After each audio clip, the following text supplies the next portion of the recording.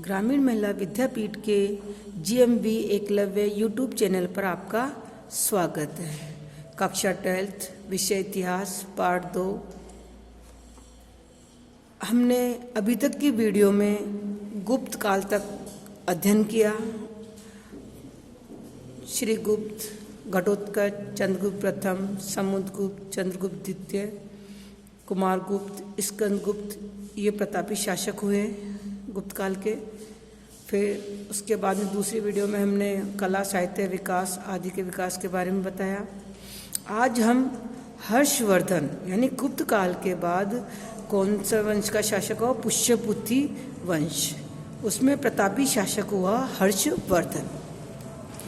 तो गुप्त साम्राज्य के विघटन के बाद यानी गुप्त साम्राज्य का जब पतन हो गया, समाप्त हो गया, तो उसके बाद थानेश्वर में पुष्यभूति वंश की स्थापना हुई। और पुष्यभूति वंश में ही सबसे प्रतापी शासक, जिसका हमारे 12th क्लास में सिलेबस में है, हर्षवर्धन, वो शासक बना। उसका कार्यकाल है 606 से 647 ईस्वी।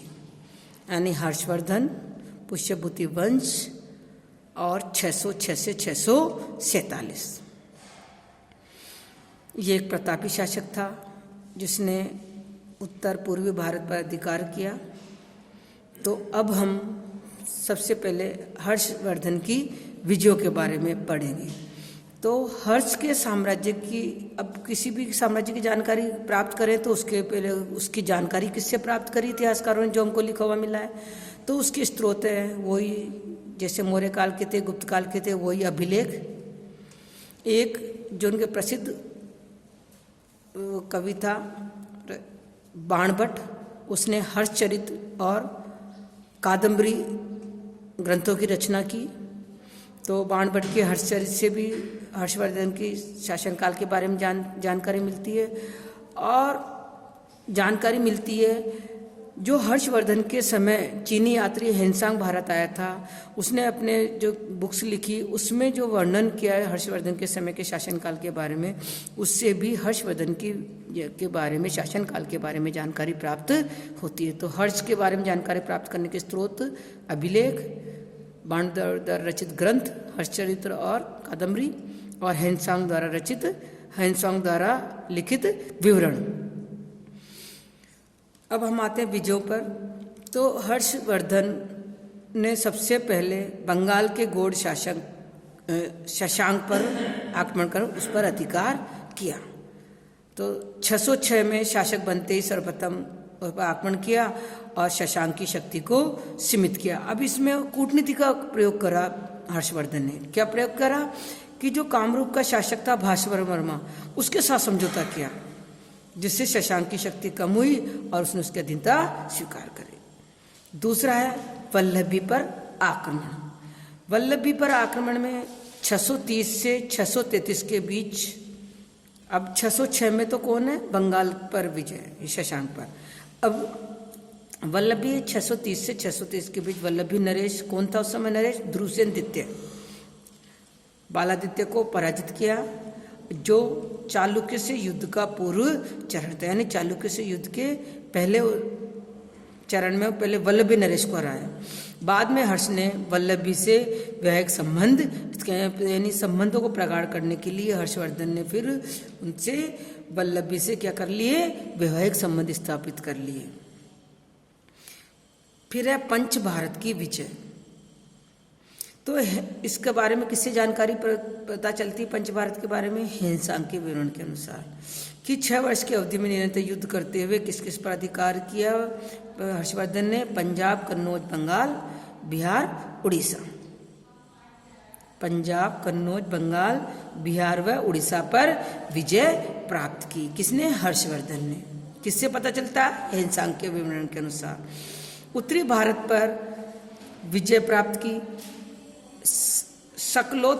सकलोत्तरापथनाथ की उपाधि प्राप्त की। यानी पंच भारत पर जब हर्षवर्धन को विजय प्राप्त हुई तो उसके बाद उसको क्या कहा गया, क्या की उपाधि प्राप्त हुई? सकलोत्तरापथनाथ। फिर चौथी विजय पुलकेशिन द्वितीय के साथ युद्ध। हर्ष व पुलकेशिन द्वितीय दोनों ही महत्वाकांक्षी शासक थे, यानी हर्षवर्धन भी महत्वाकांक्षी शासक था। अब हम पढ़ चुके हैं कि बंगाल के गौड़ शासक शशांक पर उसने करा, वल्लभी पर, पंच भारत पर। तो अब जो पड़ोसी राज्य था पुलकेशिन द्वितीय, तो सीमाएं मिलती थी दोनों राज्यों की, तो अब पड़ोसी राज्य महत्वाकांक्षी को कभी भी हर्षवर्धन पर आक्रमण कर सकता, तो उसने उस पर आक्रमण किया पुलकेशिन द्वितीय पर। परंतु इस युद्ध में हर्षवर्धन को पराजय का सामना करना पड़ा। अब ये युद्ध कहां पर हुआ? नर्मदा नदी के तट पर। अब आपको सन याद करने के लिए देख लो, वल्लभी भी 630 से 633, अब पुलकेशिन द्वितीय 630 से 634। अब इसके बारे में किससे पता चलता है? तो किसके बारे में पता चलता है कि हेनसांग पुलकेशिन की जो अहलु प्रशस्ति है उसके अनुसार पता चलता है कि इस युद्ध में, पुलकेशिन द्वितीय के साथ युद्ध में हर्ष को पराजय का सामना करना पड़ा। अब आते सिंध पर विजय। तो बाणभट्ट के अनुसार हर्ष ने सिंध पर आक्रमण किया, यानी बाणभट्ट ने जो अपनी पुस्तकें लिखी तो उसके अनुसार क्या पता चलता है कि हर्ष ने सिंध पर आक्रमण किया और उसे पराजय कर उसके राज्य लक्ष्मी को छीन लिया, यानी उसके जो राज्य था, उसका जो साम्राज्य था, उस पर अधिकार कर लिया। परंतु अब देखो, बाणभट्ट तो कह रहा है कि सिंध पर आक्रमण कर उसको छीन लिया, पर हेनसांग का विवरण कहते हैं कि सिंध एक स्वतंत्र राज्य था। तो इससे इतिहासकार क्या मानते हैं कि पहले तो उसने है ना उसको अधिकार किया, बाद में उसको कुछ शर्तों के साथ वापस लौटा दिया। अब आते हैं हम नेपाल व कश्मीर पर विजय। तो बाणभट्ट व हेनसांग नेपाल व कश्मीर पर हर्ष के आधिपत्य को बताते हैं, यानी बाणभट्ट भी कहता है कि हर्षवर्धन ने नेपाल और कश्मीर पर अधिकार कर लिया था, और हेनसांग के विवरण के अनुसार भी पता चलता है कि हर्षवर्धन ने नेपाल और कश्मीर पर हर्ष ने विजय प्राप्त कर ली थी। तो कश्मीर को राजा को हर्ष ने बुद्ध के दांत देने के बाध्य किया। किससे पता चलता है कि भाई कश्मीर के राजा ने हर्ष को ना बुद्ध के दांत सौंपे थे, तो उससे पता चलता है कश्मीर पर अधिकार करता। नेपाल में हर्ष संवत का प्रचलन हुआ था, तो इस तथ्य से पूछे नेपाल पर भी अधिकार था। हर्ष ने हिमाच्छादित पर्वतों के दुर्गम प्रदेश से कर वसूल किया था। हर्षचरित क्या इसके अनुसार क्या पता चलता है कि हिमाचल जो पर्वत है, जो दुर्गम प्रदेश है, वहां से हर्षवर्धन को कर प्राप्त होता था। इससे विद्वानों ने निष्कर्ष निकाला कि हर्ष ने नेपाल पर अधिकार किया था, यानी नेपाल और कश्मीर में दोनों बाणभट्ट और हेनसांग दोनों भी उनसे पता चलता है कि एक से तो पता चला, नेपाल में तो पता चलता है कि हर्षवर्धन का संवत चलता था वहाँ पर, और कश्मीर से पता चलता है कि बुद्ध के दांत है ना उसको दिए थे हर्षवर्धन को, और पता चलता है कि जो दुर्गम पहाड़ी क्षेत्र थे वहाँ से कर वसूल मिलता था, हर्षवर्धन को वसूल करता था। तो इससे सब इतिहासकारों ने माना कि नेपाल और कश्मीर पर हर्षवर्धन ने विजय प्राप्त की थी, उस पर उसका अधिकार था। अब हम आते हैं पूर्वी भारत की विजय। तो चीनी लेखक मा तुआन लिन 641 ईस्वी में हर्ष को मगध नरेश बताता है। चीनी लेखक कौन सा? मा तुआन लिन। इसका ज्यादा विवरण नहीं मिलता है। तो कौन से सन में? 641 में हर्ष को कौन सा नरेश बताता है? मगध नरेश बताता है। बंगाल व पूर्वी भारत को विजित किया। 640 के आसपास ओंडू, कांगोद एवं कलिंग पर विजय प्राप्त, उड़ीसा पर भी विजय प्राप्त की। ये होगी हमारी हर्षवर्धन की विजय। कि कौन कौन सी विजय? बंगाल पर विजय, वल्लभी पर, पंच भारत पर, पुलकेशिन द्वितीय से पराजय, सिंध पर विजय, नेपाल कश्मीर पर विजय और पूर्वी भारत पर विजय। अब पराजय केवल एक है, पुलकेशिन द्वितीय से, और सारी विजय बंगाल, वल्लभी, पंच भारत, सिंध, नेपाल, कश्मीर, पूर्वी भारत। पूर्वी भारत में ओंडू, कांगोद और कलिंग, उड़ीसा। अब वेरी इंपॉर्टेंट टॉपिक है जो कई बार बोर्ड एग्जाम में आ चुका है कि हर्षवर्धन को धर्म के संरक्षक के रूप में हर्षवर्धन का योगदान, ज्ञान विद्या के संरक्षण के रूप में हर्ष का योगदान है। दोनों प्रश्न मिलते जुलते ही हैं। तो वेरी इंपॉर्टेंट टॉपिक हो गया बेटा ये। तो हर्ष एक महान सेनापति, कला, साहित्य व धर्म का संरक्षक था। वह राजस्व का आधा भाग धर्म, शिक्षा, साहित्य के संरक्षण हेतु व्यय करता था। देखो, जो उसकी आय होती थी उसका आधा हिस्सा तो किसमें खर्च कर देता था हर्षवर्धन? धर्म में, शिक्षा में, साहित्य में। हर्ष का प्रारंभ शैव धर्म की ओर झुका था, यानी हर्षवर्धन शुरू में किस धर्म का पालन करता था? हिंदू धर्म में शैव धर्म का, परंतु बाद में किसकी तरफ झुका हो गया? बौद्ध धर्म की महायान शाखा की ओर। हर्ष राजस्व का चौथा हिस्सा धर्म में व्यय करता था, आधा हिस्सा शिक्षा, धर्म, साहित्य और चौथा हिस्सा धर्म में। हर्ष के द्वारा बौद्ध धर्म को आश्रय प्रदान करने के कारण महायान शाखा का प्रचार प्रसार विदेशों में फैला। यानी हर्ष ने बौद्ध धर्म को आश्रय प्रदान किया और उसके प्रचार प्रसार के लिए विदेशों में अपने प्रतिनिधि भेजे। और बौद्ध धर्म का दो भागों में बटा था, महायान, हीनयान। और हर्षवर्धन किसका था? महायान का। तो महायान का धर्म का प्रचार प्रसार के लिए उसने अपने अनुयायियों को विदेशों में भेजा। अब धर्म के संरक्षण के रूप में सबसे पहला पॉइंट है कन्नोत्सवों का आयोजन, यानी सबसे महत्वपूर्ण है धर्म को जो उसने करा, तो उसमें है कन्नौज सभा का आयोजन किया। कब किया? 643 में। देखो, प्रयाग सभा आएगी और कन्नौज सभा, दोनों ही 643 ईस्वी याद करना है बेटा आपको। तो अब कन्नौज सभा बुलाई क्यों थी हर्षवर्धन ने? तो इसका उद्देश्य क्या था? तो उद्देश्य था इसका कि बौद्ध धर्म को विकसित करना और हेनसांग जो चीनी यात्री भारत आया हुआ है उसकी उपस्थिति का लाभ उठाना। क्या है कन्नौज सभा का आयोजन का उद्देश्य? देश में बौद्ध धर्म को विकसित करना और उसके लिए विकसित करने के लिए हेनसांग की उपस्थिति का लाभ उठाना। अब कन्नौज सभा में कौन कौन शामिल हुआ, कौन कहते हुए? तो इस सभा में 3000 महायान व हीनयान बौद्ध भिक्षु, 3000 ब्राह्मण व नालंदा विश्वविद्यालय के लगभग 1000 विद्वानों ने भाग लिया। अब देखो, 3,000 दो जगह 1000, 3000 तो हीनयान महान बौद्ध भिक्षु और 3000 ब्राह्मण। नालंदा विश्वविद्यालय के जो विद्वान है वो 1000। यानी इस कन्नौज सभा में किस किस ने भाग? 3 यान तो बौद्ध भिक्षु जो हीनयान भी थे, महायान भी थे, 3000 ब्राह्मण और 1000 नालंदा विश्वविद्यालय के विद्वान लोग। तो अब आते हैं हम, हर्ष ने इसमें सभापति किसको बनाया? हेनसांग को। हर्ष ने हेनसांग को इसका सभापति बनाया। महायान संबंधी एक विषय को वाद विवाद के लिए निर्धारित किया, यानी महायान जो एक शाखा थी बौद्ध धर्म की, तो एक विषय पर वाद विवाद के लिए इस कन्नौज सभा में उसको निर्धारित किया कि इसमें वाद विवाद किया जाएगा कि इसके क्या लाभ है और क्या नुकसान है। अब कन्नौज सभा कितने दिन तक चली? 23 दिन तक चली। ये मैंने पॉइंट वाइज इसलिए लिखा कि आप लोगों को याद हो जाए।